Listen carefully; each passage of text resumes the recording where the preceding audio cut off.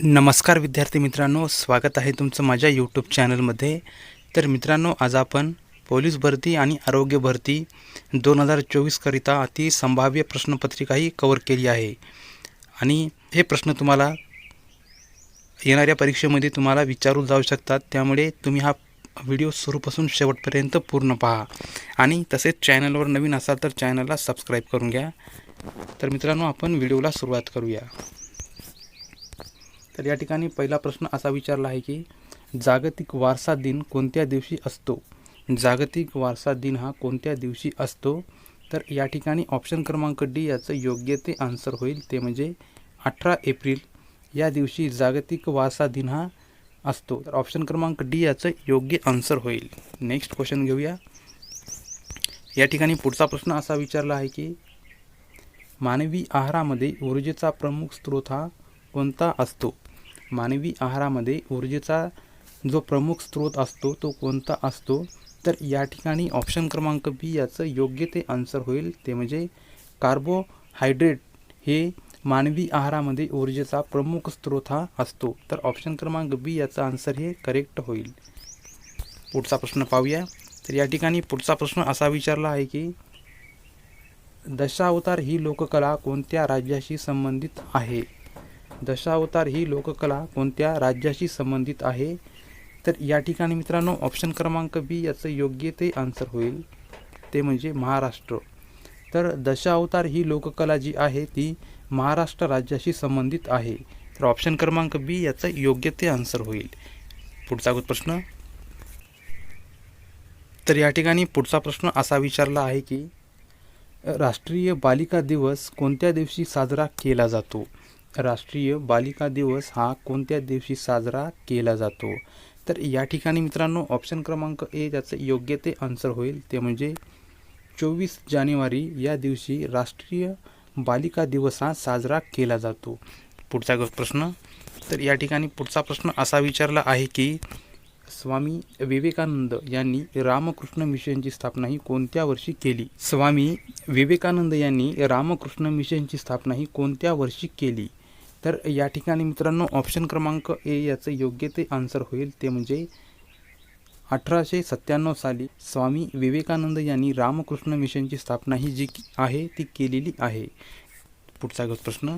तर या ठिकाणी पुढचा प्रश्न असा विचारला आहे की प्रसिद्ध पर्यटन स्थळ खजुराहो लेणी कोणत्या राज्यामध्ये आहे? प्रसिद्ध पर्यटन स्थळ खजुराहो ही लेणी कोणत्या राज्यामध्ये आहे?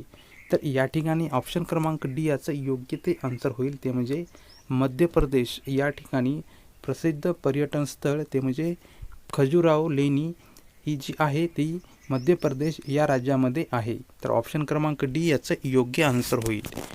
पुढचा प्रश्न घेऊया. तर या ठिकाणी पुढचा प्रश्न असा विचारला आहे की लोकमान्य टिळक यांनी सुरू केलेले मराठा हे वर्तमानपत्र कोणत्या भाषेत होते? लोकमान्य टिळक यांनी सुरू केलेले मराठा हे वर्तमानपत्र कोणत्या भाषेमध्ये होते? तर या ठिकाणी ऑप्शन क्रमांक ए याचं योग्य आन्सर होईल, ते म्हणजे इंग्रजी.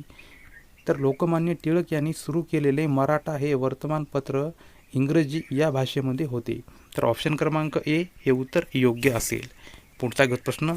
तर या ठिकाणी पुढचा प्रश्न असा विचारला आहे की दिव्यांगांसाठी खालीलपैकी कोणते मोबाईल ॲप सुरू करण्यात आलेले आहे? दिव्यांगांसाठी खालीलपैकी कोणते मोबाईल ॲप जे आहे ते सुरू केलेले आहे? तर या ठिकाणी ऑप्शन क्रमांक ए याचं योग्य ते आन्सर होईल, ते म्हणजे सक्षम. तर दिव्यांगांसाठी सक्षम हे जे मोबाईल ॲप आहेत ते सुरू केलेले आहे. पुढचा प्रश्न. तर या ठिकाणी पुढचा प्रश्न असा विचारला आहे की मित्रांनो पहिली महिला महाराष्ट्र केसरी हा बहुमान कोणी प्राप्त केला? पहिली महिला महाराष्ट्र केसरी हा बहुमान जो आहे तो कोणी प्राप्त केलेला आहे? तर या ठिकाणी ऑप्शन क्रमांक सी याचं योग्य ते आन्सर होईल, ते म्हणजे प्रतीक्षा बांगडी. तर ऑप्शन क्रमांक सी याचं योग्य आन्सर होईल. पुढचा प्रश्न. पुढचा प्रश्न असा विचारला आहे की माझे सत्याचे प्रयोग हे आत्मचरित्र कोणाचे आहे? माझे सत्याचे प्रयोग हे आत्मचरित्र कोणाचे आहे? तर या ठिकाणी ऑप्शन क्रमांक ए याचं योग्य आन्सर होईल, ते म्हणजे महात्मा गांधी. यांचे माझे सत्याचे प्रयोग हे आत्मचरित्र आहे. पुढचा प्रश्न. तर या ठिकाणी पुढचा प्रश्न असा विचारला आहे की भारतातील एकूण रामसर स्थळांची संख्या किती झाली आहे?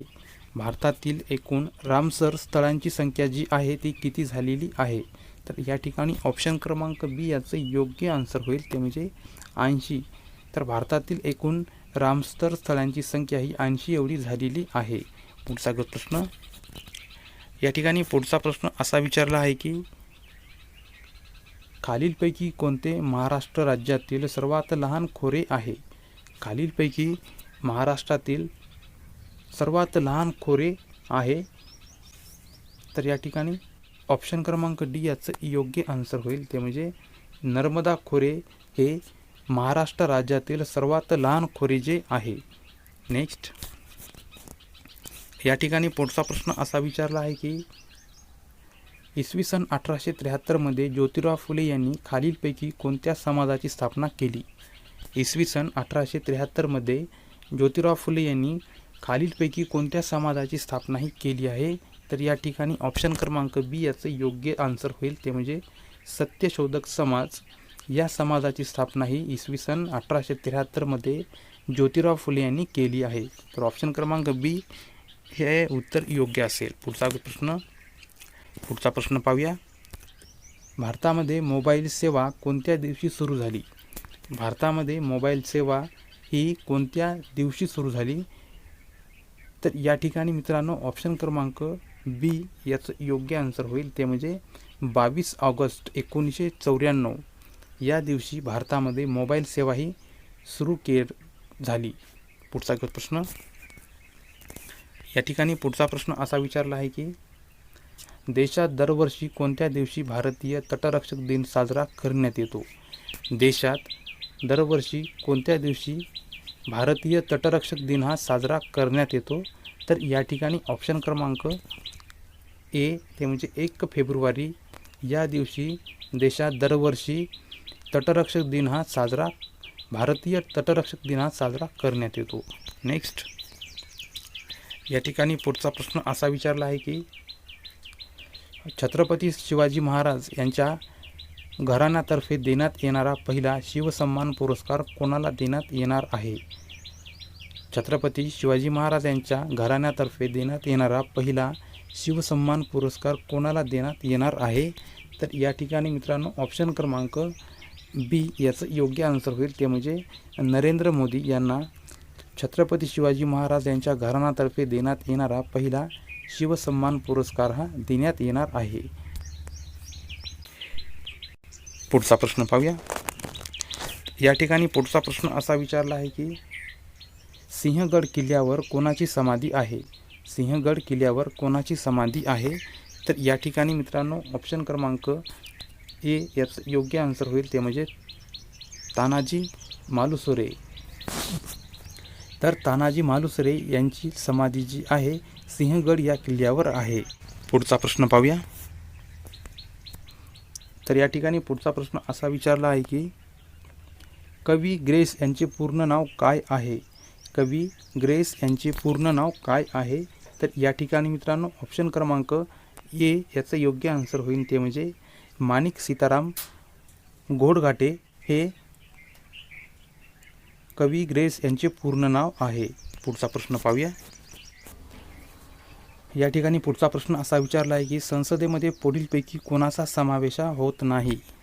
संसदेमध्ये पुढीलपैकी कोणाचा समावेश होत नाही? तर या ठिकाणी मित्रांनो ऑप्शन क्रमांक ए याचं योग्य आन्सर होईल, ते म्हणजे सर्वोच्च न्यायालय यांचा समावेश हा संसदेमध्ये होत नाही. पुढचा प्रश्न. या ठिकाणी पुढचा प्रश्न असा विचारला आहे की राष्ट्रीय विषाणू संशोधन संस्था कुठे आहे? राष्ट्रीय विषाणू संशोधन संस्था ही कुठे आहे? तर ऑप्शन क्रमांक बी याचं योग्य आन्सर होईल, ते म्हणजे पुणे या ठिकाणी राष्ट्रीय विषाणू संशोधन संस्था ही आहे. पुढचा प्रश्न पाहूया. आंतरराष्ट्रीय लोकशाही दिन कोणत्या दिवशी साजरा केला जातो?